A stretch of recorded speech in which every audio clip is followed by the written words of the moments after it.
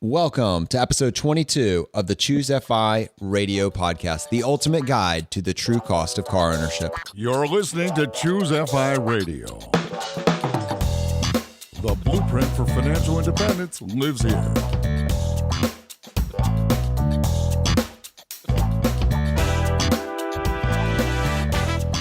If you're looking to unlock the secrets to financial independence and early retirement, you're in the right place.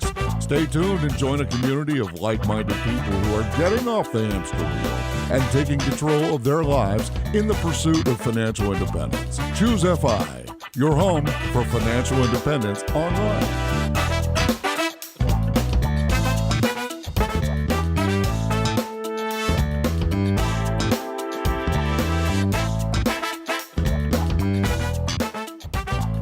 All right, guys, and we're back. Brad's back here with me in the studio today, and today we're going to be taking a look at the true cost of car ownership. Now, it's no secret that we believe spending too much money on a monthly car payment is one of the worst things you can possibly do with your hard-earned money. But in the FI community, we look at not only what the problem is, but we also try to come up with a solution. So today we're going to be talking with Brad, and he's going to be setting the stage for us on exactly how you can win with cars. And we're going to take a look at it from the high-level perspective, and then we're going to dig down into the weeds and show you exactly how much your car is actually costing you. So Brad, welcome to the studio. How you doing today, buddy? Hey, Jonathan, I'm doing great. Doing great. How about you? Pretty good. Now, let's go ahead and set this up because we're sourcing this from two different places. One of the sources was an article that you wrote years ago, at least several years ago, on one of your other sites, Richmond Savers. And the name of that article, which we'll link to in the show notes, was How Much Does Your Car Payment Really Cost You? And the second half of this conversation is going to be from an article that I've been piecing together and I'm going to release on Choose FI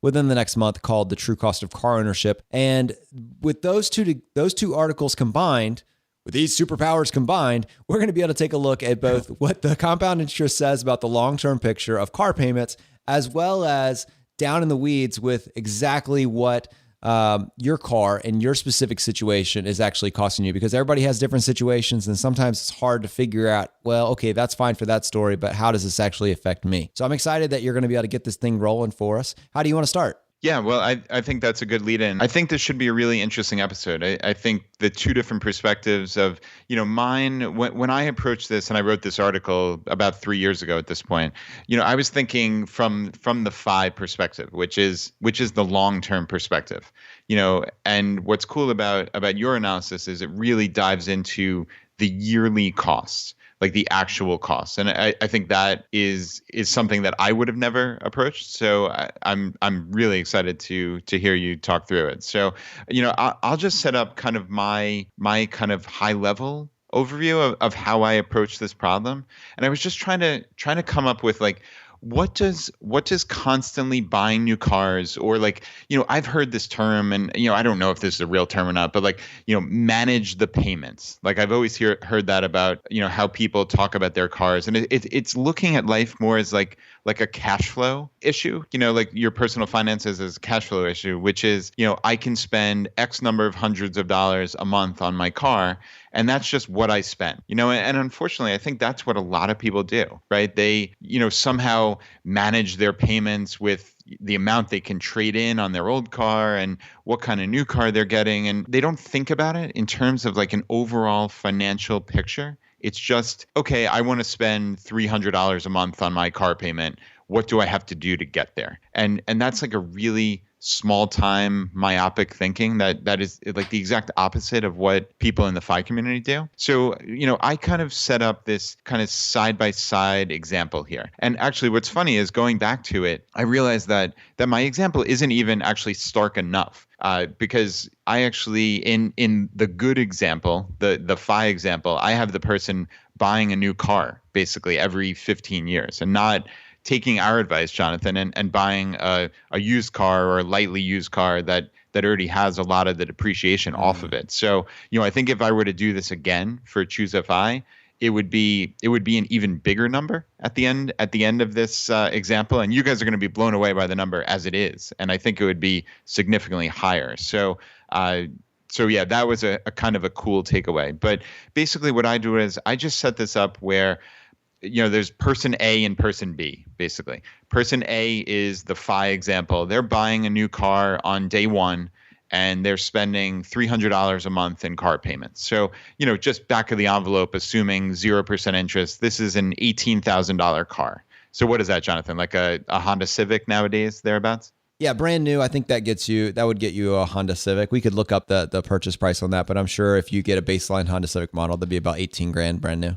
Okay. All right. So that's, kind of the background. So, they have that car payment for 5 years. And then for the next 10 years, because we're saying that this car is going to last for 15 years. Now, again, this is, my little sidebar is in all likelihood, that car is going to last more than 15 years. I know my Honda Civic is an '03. It's coming up on 14 years now.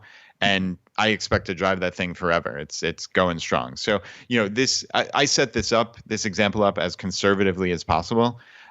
So anyway, from year 6 through year 15, they're taking that $300 a month and they're investing it in Vanguard low-cost index funds. And, I'm assuming for this hypothetical that it's a compound interest rate of 8%. That's kind of what we use here at ChooseFI. We don't want to be overly optimistic and say 10 or 12%. 8% seems to be a pretty reasonable estimation. So, and then person B basically is managing the payments, right? They're paying $300 a month forever. And now whether that's on a new car that they then, sell and roll over into another new car X number of years down the road, or they're just leasing a car indefinitely, whatever it is, their cash flow outlay is $300 a month forever. Okay.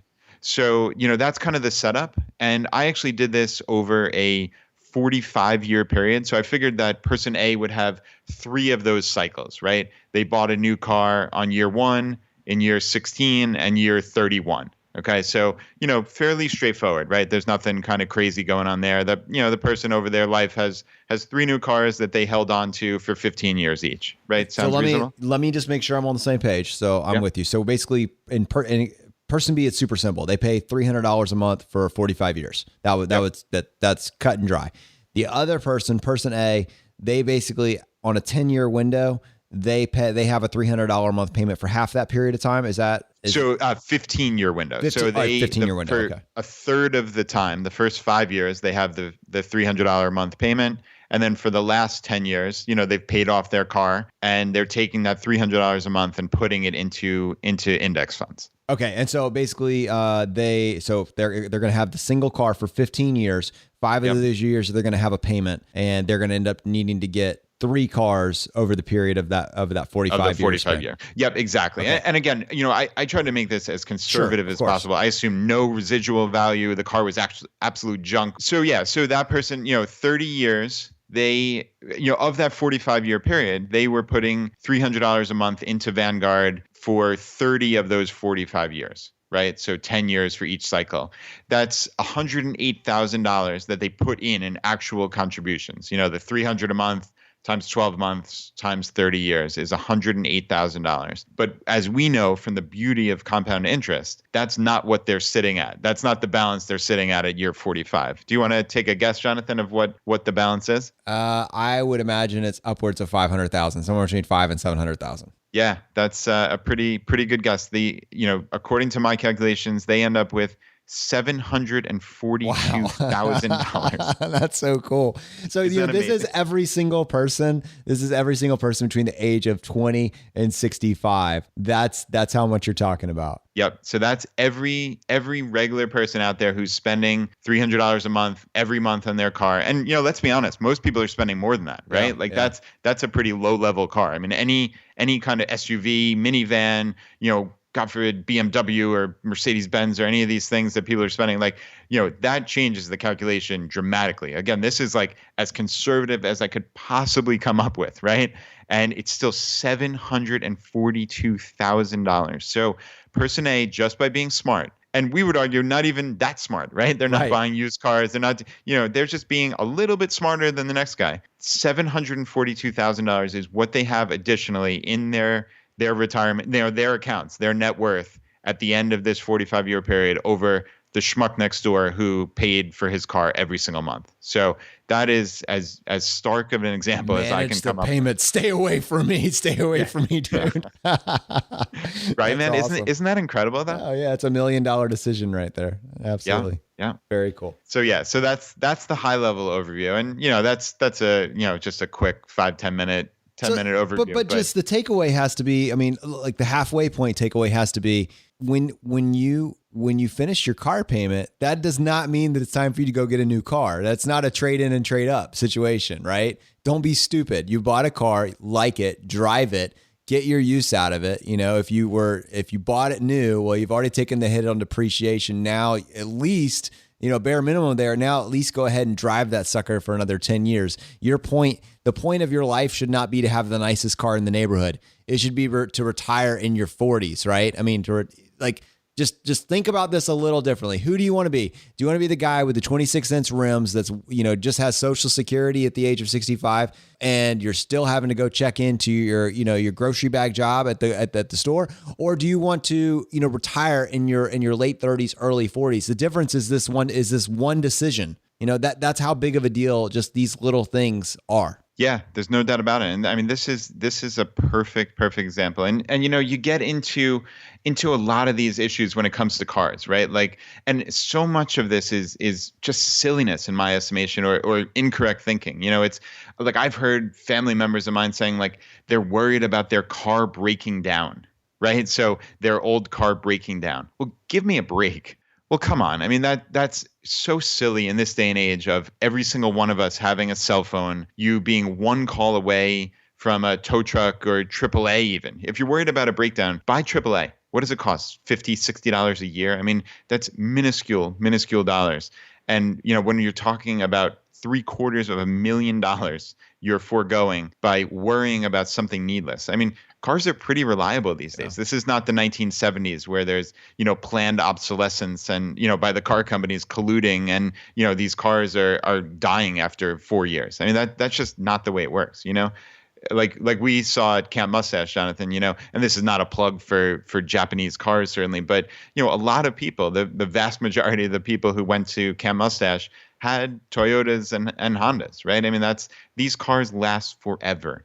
And there's no sign. I mean, I've got two 14-year-old, a Toyota and a Honda, and they're not going anywhere anytime soon. So I wouldn't worry about that. And, it's also like you alluded to, Jonathan, like people are just so worried about like having the nicest car. And like, what a silly thing. I mean, how many miles a day are you really driving? Like nobody's that impressed with you. I mean, you see plenty of BMWs on the road. Like I'm not sitting there like impressed by some, oh, look at how wealthy they are. It's just like, to me, it's, man, that's really sad that guy spent so much money on that car. And, they have to worry about it all the time. They have to worry about it getting dinged up or, having some kind of problem, or like you talked about last week, like, you need a new part on your Land Rover. Well, that's going to be a whole heck of a lot more expensive or difficult to come by than the part on my Honda Civic that millions and millions of people have. So, it just keeps adding on itself. And, the other argument also is like, oh, it's only a few $100s a month. I can afford that. Well, of course you can afford it. I can afford a Maserati if I wanted one. I can afford anything, but I choose not to because I get no value from it. Because you choose FI, right? Yep, I choose FI. I set that up for you, man. You did. Perfect. I love it. That's awesome. Oh, it's totally true though. And just because you can afford the payments, but can you afford $742,000? I mean, that's just when I see a brand new car, driving on the road, I see a payment. You do.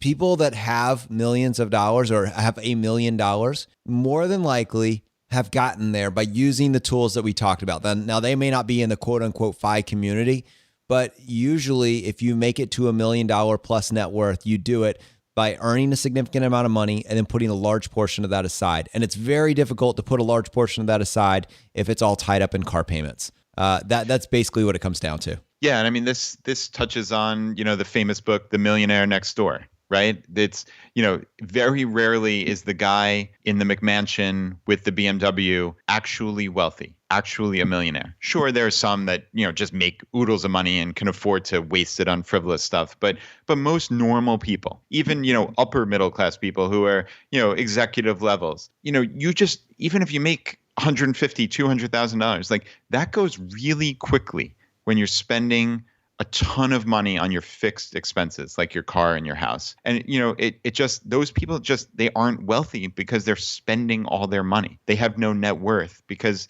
it's just expense after expense. And, that's just not how I think about life. I think about it over this long term. And, Jonathan, like a really amazing thing when you think about it is, how many people do you know after 45-year working career even have $740,000? Not very many. Not very many. You can, not many at all, maybe none, Yeah. which, I mean, if you really want to think on a societal level, like, we set this up as a minuscule thing, right? Like it's $300 a month in savings for 30 years out of 45. That's really not very much money when you think about it. And that person has $742,000 at the end of it, right? I mean, like, talk about this should really be hitting home to everybody out there. Like, think about how little that is. Obviously, I hope and I expect many or most of you are saving more than $300 a month. And, that's going to add up to $742,000 if you, get the 8% compounding interest. And that's only 30 out of 45 years of savings. Hopefully you're doing many multiples of that. And many of us are going to have millions upon millions of dollars.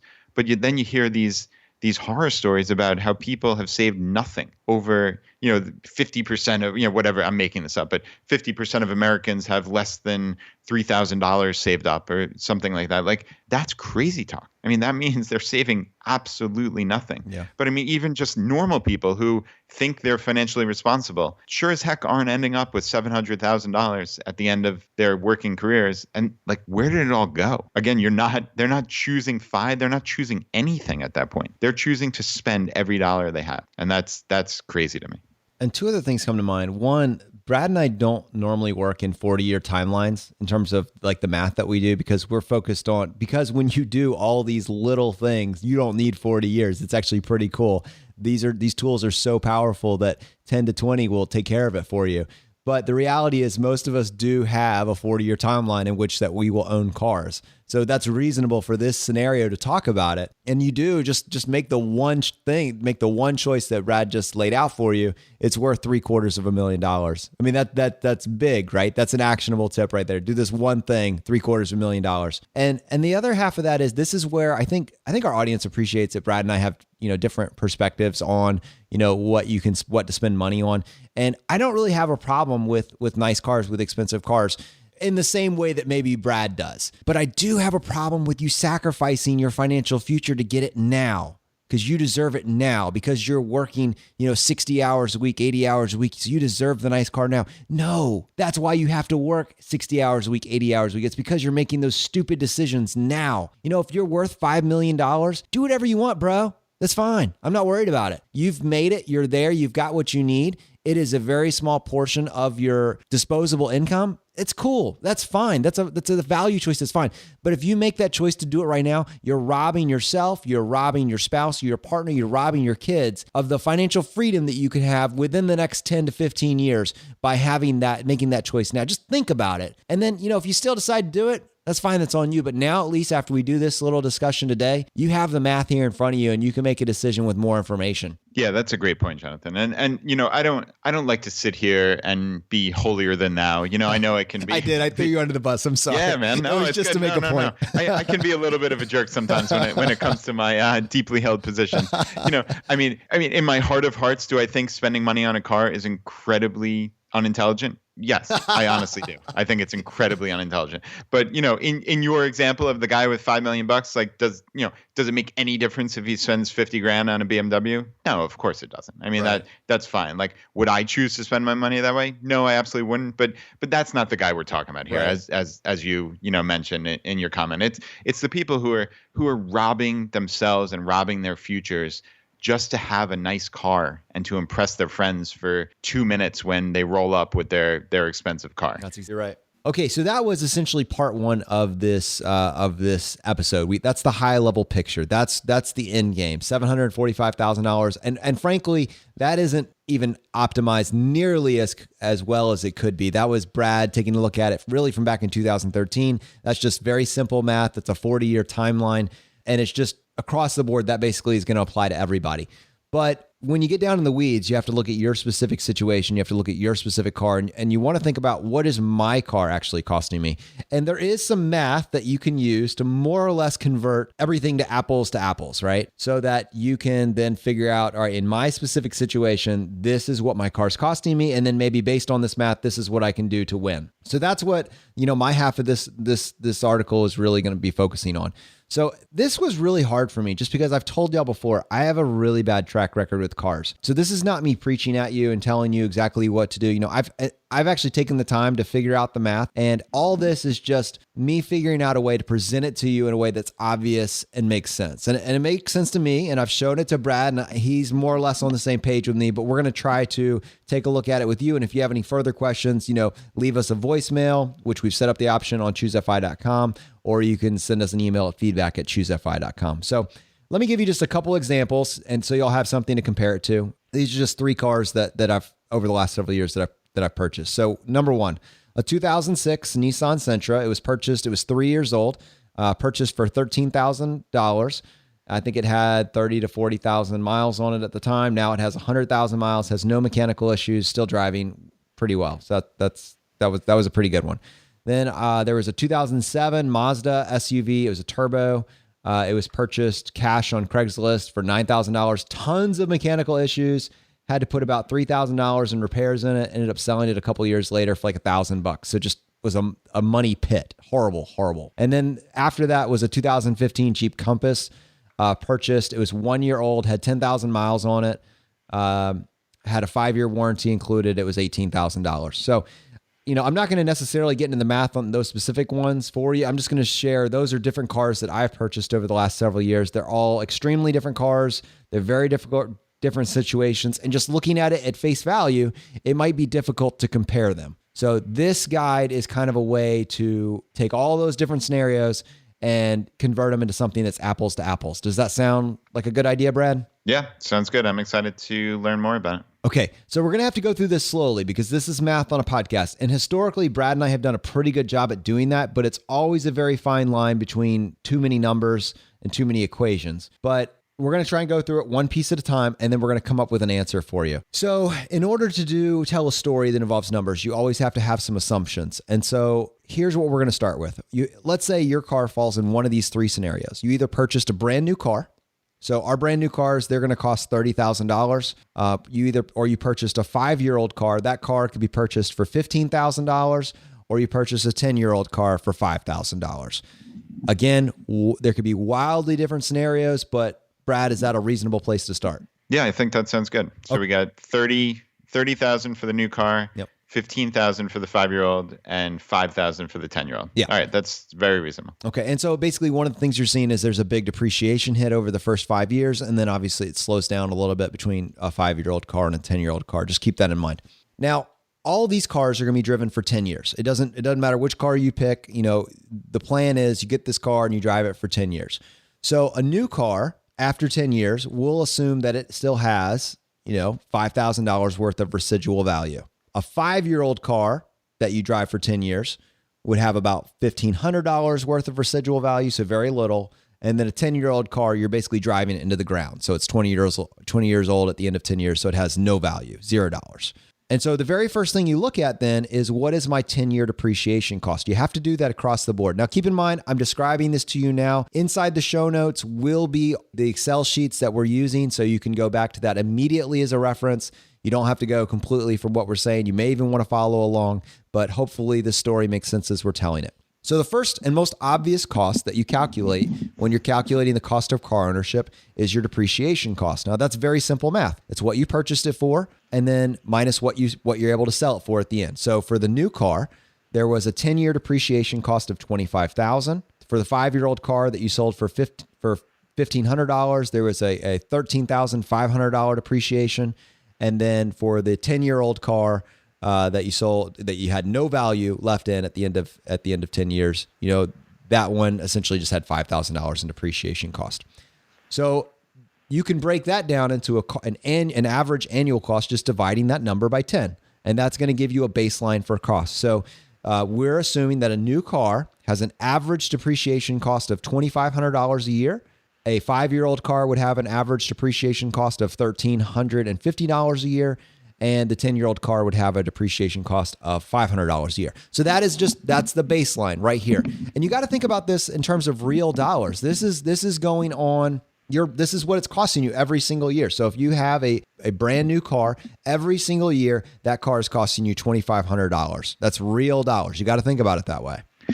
Yeah, just to jump in, the thing that sticks out to me the most is the difference between the average annual depreciation cost for the new car and just the 5-year-old car. It's about $1,200 difference per year, right, which is $100 a month. And Jonathan, as you and I have spoken about on a prior podcast, $100 a month invested into Vanguard at an 8% annual return over 20 years is worth $60,000. So you would have $60,000 in your pot just from, that investment. So, this is not an insignificant amount of money by any means, right, just from that one difference. And there's always a double value there. And if we talk to Matt Fiennes, it's a triple value there. But the first value is just what you calculated, the compound interest. By saving the $1,200 a year, that's going to be worth $60,000 in value. That's the amount that will accrue in Vanguard. But on the same note, the other half of that coin, we also always look at the safe withdrawal rate, the 4% rule.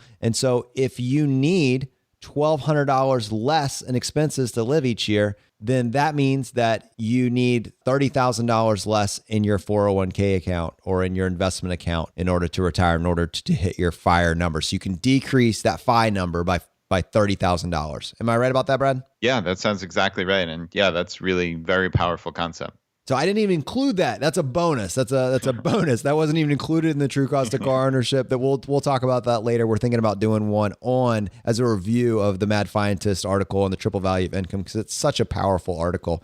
But for right now, what we know is new cars, the average annual cost just from depreciation is $2,500. The 5-year-old car is $1,350, and the 10-year-old car is $500. So next, and honestly, this is another place where you could probably make a more aggressive stance, but we're going to call it the annual opportunity cost. So let's say that with a new car, you purchase it for $30,000. And it doesn't matter whether you finance it or whether or not you pay for it cash. But let's just say that instead of you making that choice, let's say you bike to work. Because you're not doing that, there's a cost to you not investing that $30,000. And so for the $30,000 car, that opportunity cost is $2,400 a year.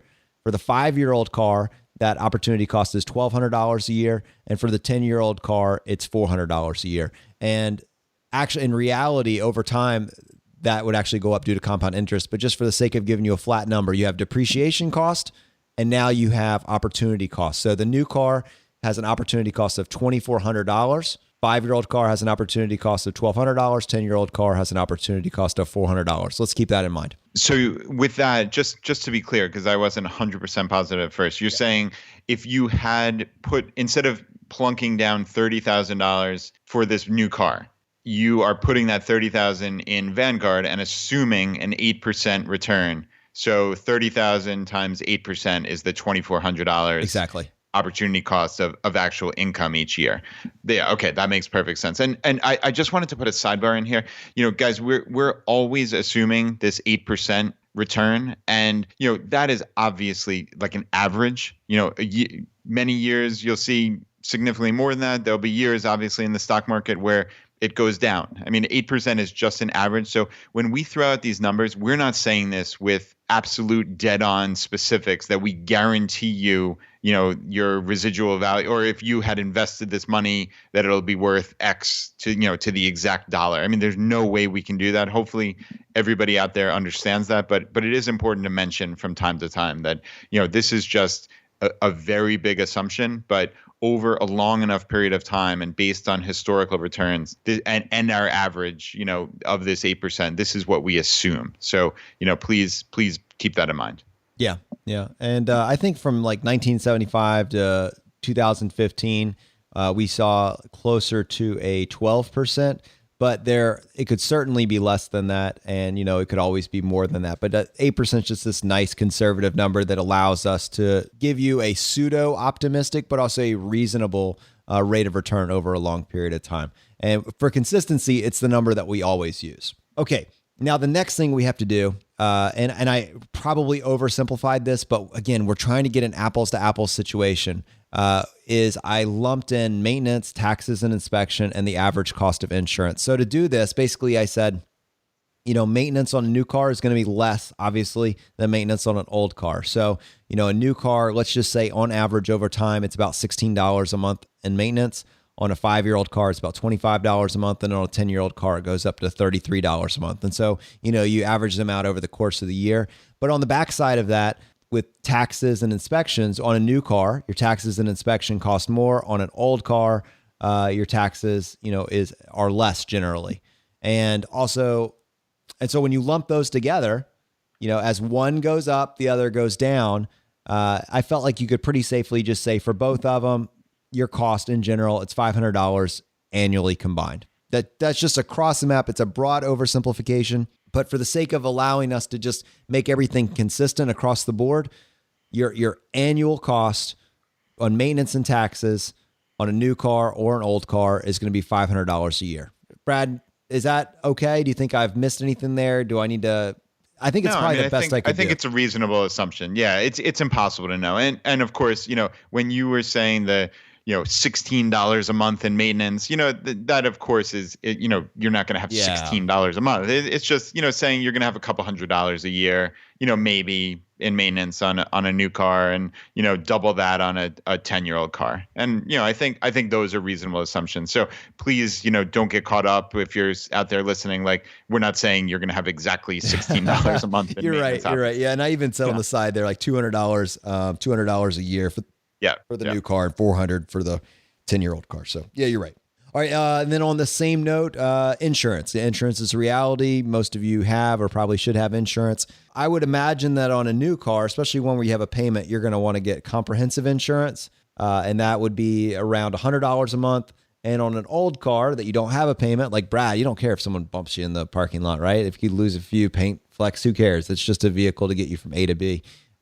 You're only going to have liability just to protect you in case you actually mess something up or, do something wrong. And so the new car is going to cost you $1,200 a year in insurance, and the old car is going to cost you $600 a year in insurance. So that's most of it. The last piece of this that we have to figure out is gas, and gas is pretty simple too, but it's dependent on your particular situation, but it's very, very simple to calculate. For the most part, you just calculate your miles to work one way. So if you work 15 miles away from your home and then you work 5 days a week, over the course of a year, that would be 8,250 miles. And then you just, put that in equation with the cost of gas per gallon, and you can come up with your number. So then it depends on, the only other piece you really need to know is what sort of gas mileage you get. So obviously with an SUV or a truck, you're going to get worse gas mileage than you would with some sort of econo hatchback, like a Honda Fit or something like that. So let's just assume that there's two different types of cars you could get. One that's your gas guzzler, maybe your SUV or truck that gets 15 miles to the gallon. And then the other option is your little economy vehicle, your econo hatchback, and that gets 30 miles to the gallon. So, if you look at those two particular situations, the amount of gas that you're going to go through is going to be basically cut in half, depending on which one you want with. So the gas guzzler, the annual cost of gas is going to be $1,200. And for the Econo hatchback, in that particular scenario, it's going to cost about $600. And that's it. Then we've gotten through all the variables. All right. So yeah, that's a good lead in. So we had to do that. I know that was tedious. Hopefully you followed it, but that allows us to now set up the true cost of car ownership. And again, I think this Excel sheet is going to be very useful for you. This is one of those that you can very easily take and you can add in all your own numbers. I've actually updated it so you can edit, how many miles you drive to work. You can add in what sort of gas mileage you get, and all the numbers will update based on that. So, and then even if you really wanted to, you could go in and put in, what the purchase price for your car was, and you could go into Kelley Blue Book and see what your car's selling for right now. So you could very easily adapt this to your particular situation. But once you do that, now you can actually calculate the true cost of car ownership. And here's what I came up with.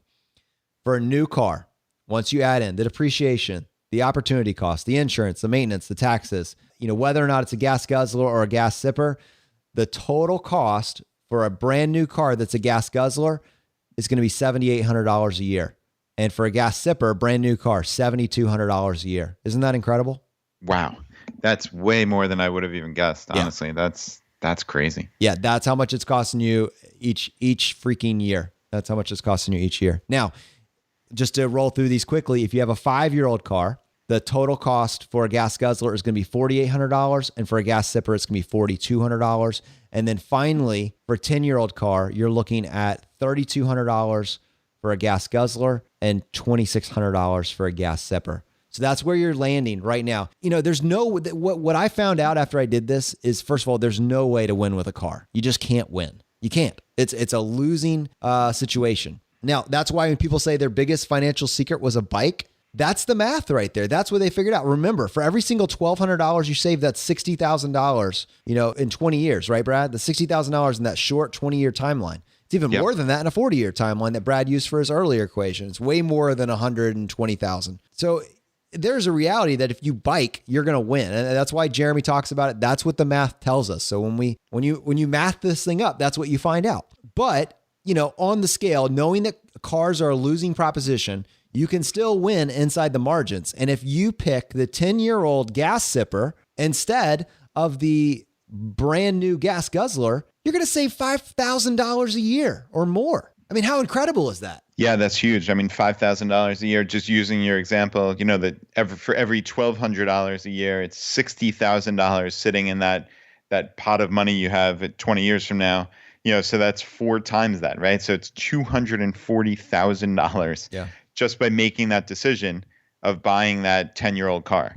So, I mean, these are real dollars, obviously. And, listen, Jonathan and I we're not like Mr. Money Mustache who, advocates the bicycling and really lives that as his life. I don't think either of us have any comprehension that we'll ever stop driving. Like, that's just not in our personal lives. You know what, man? Once I got to Phi, once I'm on the other side and working, I might get one of those urban mopeds. I could see myself doing that. I really could. But I'm with you. I'm definitely not in the mustache camp quite there. Yeah. And more power to them. But, so we're not sitting here and saying, like, you need to sell your cars and go buy bicycles. That's not it at all. It's just realizing how much these cars cost you every year and just trying to be a little bit smarter. So, just using Jonathan's example of the brand new car versus the 10-year-old car, if you make that choice to buy the 10-year-old car, you're in all likelihood going to have about $250,000 more sitting in that pot of money 20 years from now. Those are real dollars. So that's what the takeaway is. Well, and that's for every single time you make that decision. So that's just a 10-year window, right? So like you talked about that guy over 45 years, going back to the larger timeline now, he does this. You said he purchased a car every 15 years, right? So there's at least 2 to 3 of these purchasing decisions. And each time you make that decision, that's the implications for it down the road. So, once you see how the math goes, you can really start to figure out, what choice you want to make. Now, I don't know necessarily if I would go with the 10-year-old car. I certainly think you can get a great value. I was just looking online. You can right now buy a 10-year-old Honda Fit, a 2007 Honda Fit. You can get one for $5,000 right now. Like that's a reality. So if you want to win, that sounds about as good as you could get. That meets all the criteria, and that has less than 100,000 miles. And cars these days, especially those little Hondas, those suckers make it up to 200,000. So you're going to get 100,000 miles out of that thing easy. And then they're incredibly cheap to repair. So there are ways that you can game this out, and there are people that have figured out actually how to truly win or not lose money on cars. I have met them. And obviously the key is the only way to win is you have to buy something significantly below Blue Book. Even on a 10-year-old car, mostly you have to probably get a 10-year-old car that's significantly below Blue Book. You have to drive it for several years, and then you would resell it for a profit, and then you would rinse and repeat. But you can only lose money on cars over a long enough period of time. So the easiest way, the path of least resistance, would be to just take a look at the chart, see where your comfort level lies, know what the math is, and then make a value choice based on what you're willing to do. And to me, it seems like the only reasonable decision would be to go with a 5 or 10-year-old gas sipper, which is not particularly limiting in my opinion. Yeah, no, I agree totally. And hopefully for the audience that this episode was useful. I know, we had a lot of numbers thrown around there and we had two totally different scenarios. So, one does not relate to the other. And obviously, in my scenario, we're talking $750,000 and Jonathan's it's $250,000. But, regardless, the big takeaway is this is a significant amount of money and you need to be really smart and intentional about your cars and don't just say, oh, I'll manage the $300 payment and just kind of go off on your merry way. Like that's just not a sensible alternative. This is real money. And, we just ask that you think about it, just like anything in life and in the pursuit of FI is just be intentional and spend how you deem fit. And, that's really our ask of the audience from listening to this episode. So yeah, thank you very much. Very, very cool. All right, guys, this brings us to the end of this particular podcast, the ultimate guide to the true cost of car ownership. Our idea when we make some of these is to create a point of reference for you for these individual pillars of FI. And we want to make this something that you can grab it, take hold of it, and implement it in your life. It's actionable. It's simple. It's not something that is out of reach. And it's something that you can share with your friends and your neighbors. And together we can create a happier, less stressed, freer society that, brings people together and actually gives us all a baseline of financial independence. This stuff does not have to be out of reach. It doesn't have to be overly complex. But what it does take is having somebody model it for you and show you how it might fit into your own personal framework. And that's what Choose FI really more and more is becoming all about. So this is the podcast where we help middle class build wealth one life hack at a time. And I hope that you're appreciating that and that you're benefiting from the information that we're trying to give to you. So thank you so much for listening. Thank you for your feedback. If you want more FI hacks, life hacks, tax hacks, any additional information that we have to offer, you can get on our email list by texting Choose FI to 44222. That's one word, Choose FI 44222. Get on our email list today and join our community. We are excited to have you and fire is spreading. So I hope you join us next week as we continue to go down the road less traveled. You've been listening to Choose FI Radio Podcast, where we help middle-class America build wealth, one life hack at a time.